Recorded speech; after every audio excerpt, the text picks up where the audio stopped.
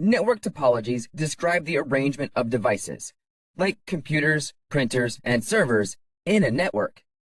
It determines how data flows between these devices and how reliable or scalable the network can be. Choosing the right topology for your network can make all the difference in performance and flexibility. Today, we'll cover the most common types of network topologies: bus, star, ring, mesh, and hybrid. Let's start with the simplest one, bus topology. In a bus topology, all devices are connected to a single central cable called the bus. Think of it like a single highway, where every car, each device, travels along the same route. It's simple, cost-effective, and easy to set up, especially for small networks. However, the downside is that if there's too much traffic, meaning too many devices trying to send data at once, collisions can happen, which slows down the entire network. And if the main bus fails, the entire network goes down. Next up is the star topology. In this setup, all devices are connected to a central hub, which acts as the traffic controller. If you imagine the central hub as a roundabout and each device as a road, the hub directs data between the devices. This topology is great because if one device fails, the rest of the network isn't affected. But if the central hub goes down, the entire network stops. Star topology is commonly used in offices or homes because it's easy to manage and expand. Now, let's take a look at the ring topology. In this setup, each device is connected to exactly two others, forming a continuous loop, or ring. Data flows in one direction around the ring, traveling from one device to the next until it reaches its destination.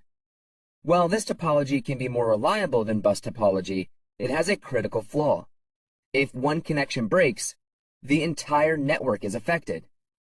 It's efficient for smaller networks, but isn't very common for larger, more modern networks. A mesh topology offers the highest level of reliability because each device is connected to every other device in the network. This creates multiple paths for data to travel. So if one connection fails, data can still find its way to the destination through a different route. Imagine a city grid where every street connects to every other street, giving you endless ways to get from one point to another. Mesh topologies are often used in critical environments where reliability is key, like in military or hospital networks. However, it's expensive and complex to install due to the sheer number of connections. Finally, we have the hybrid topology, which is a combination of two or more different topologies, like a mix of star and bus topologies. This allows networks to take advantage of the strength of multiple topologies. For example, a large business might use a star topology for one department and a mesh topology for another. Hybrid topologies are flexible and scalable, making them perfect for growing networks that need to adapt to changing requirements. So, how do you decide which topology is best for your network? Let's look at a typical office. The marketing department might use a star topology because it's easy to manage and allows for simple expansion as new team members join. On the other hand, the IT department might use a mesh topology for its servers, ensuring that if one connection goes down, the others can still keep the system running smoothly. Choosing the right topology depends on the size of your network, how critical its uptime is, and your budget.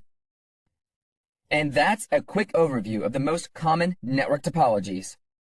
Each topology has its pros and cons, and the right choice depends on the needs of your network. Whether it's simplicity with bus topology, reliability with mesh topology, or a mix with hybrid topology, understanding these setups will help you design a better network